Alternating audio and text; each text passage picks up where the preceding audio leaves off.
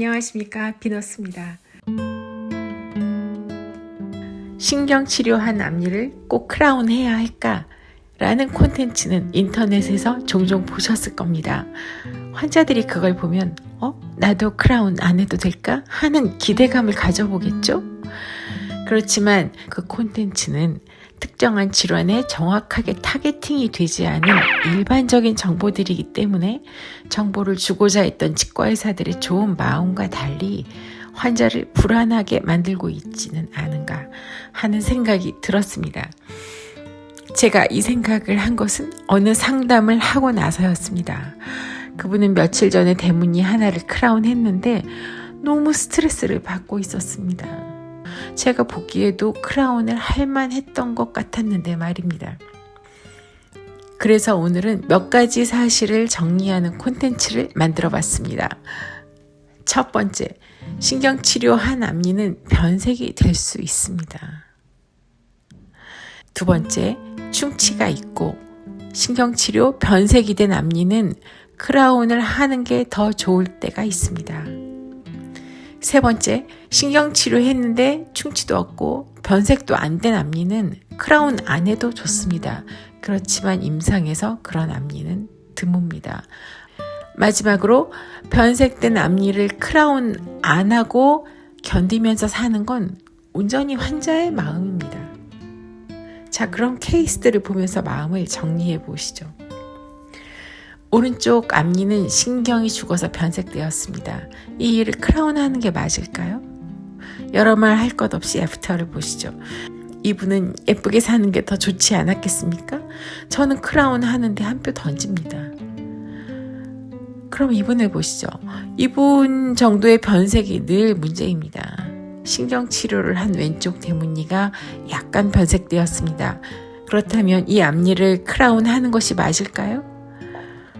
사실 이분은 크라운 하려고 제 발로 걸어 들어오셨지만 그렇지 않고 가벼운 마음으로 검진만 하러 왔는데 이 앞니가 이슈가 되어서 그날 크라운을 하게 되었다면 뒤늦게 하지 말았어야 할 일을 한 게 아닌가, 그렇게 여겨질 수도 있다는 것입니다. 이럴 때는 환자가 결정하는 것이 맞다고 생각합니다. 예쁘게 살고 말고는 환자가 결정할 일이니까요. 물론 이렇게 부러져서 왔다면 환자들은 크라운을 당연히 생각하겠죠. 오히려 크라운이라도 할 수 있는 걸 다행스러워 하겠죠. 그렇지만 이 정도가 늘 문제입니다. 이 정도의 앞니도 크라운을 안 했어야 한다고 환자들은 생각할 수 있기 때문입니다. 특히 오른쪽 대문니는 멀쩡해 보이지만 환자는 자기의 충치가 얼마나 깊은지 모르고 살죠. 그리고 심지어 치과의사도 파보기 전까지는 모른답니다. 실제로 파보면 이가 없다니까요. 이 장면을 환자에게 보여주면 비로소 환자는 크라운을 받아들이지만 그 전에 자연치아 단계에서는 정말 별일 없는 줄 알고 살죠. 이렇게 문제가 생기는 대부분의 이유는 동기부여입니다. 치과의사들은 몸을 치료하기 전에 그 환자의 마음이 준비되어 있는지를 먼저 보아야 할 것입니다. 한 번 하면 돌아갈 수 없는 치료를 하는 일이 많은 치과의 특성상 마음이 준비되어 있지 않은 상태에서 몸에 대한 비가역적인 치료는 비록 반드시 했어야 할 치료였어도 환자가 이거 정말 그랬어야 했을까? 라고 이미 일어난 치료를 못 받아들이는 상황이 벌어질 수 있기 때문입니다. 환자와 치과의사의 지식의 갭은 언제나 크죠. 그렇기 때문에 앞니 하나를 치료하더라도 충분한 설명이 필요한 것은 사실입니다만 충분히 설명을 해도 그 갭은 완전히 없어지기에는 너무 큰 차이입니다. 그래서 환자들이 전문가의 루틴을 좀 믿어주는 것도 필요합니다. 대부분의 치과 의사들은 여러분들이 믿고 몸을 맡길 만한 사람들입니다.